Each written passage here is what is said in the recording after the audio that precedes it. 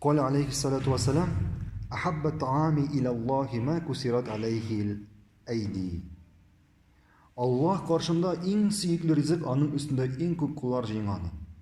Мәгънәсе bu хадисның üstelde bir tabakta ya bir тәлинкәдә мында подностама ризык бар икән, һәм шул ризык өстендә никадәр куллар күбрәк булса, димәк бу ризык Аллаһ каршында сөйклерәк. Куллар нәрсәне аңлата? Күп куллар.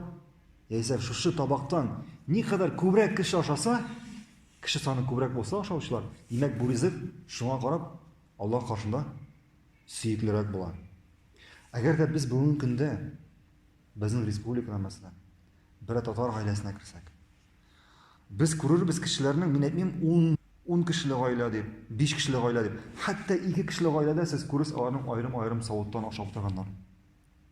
Ризыкны аерым-аерым савытка бүлеп, аерым ашап утырганнар. Бу кешеләр бу хадискә туры киләме? Бу ризык Аллаһның иң сөйкле ризыгы була алмы? Юк, әлбәттә. Шуңа күрә без Аллаһ яраткан әйберне эшләр өчен эшләргә тиешбез. Бер ризыктан, ягъни бер савытка салып ризыкны, бер савытка салып, шул ризыктан бер савыттан ашасак, димәк, иншаллах, бу ризык Аллаһ каршында иң сөйклесе була. Һәм ни хәле күбрәк кеше ашаса, шуның хәле бу ризык Аллаһ каршында сөйклерәк була.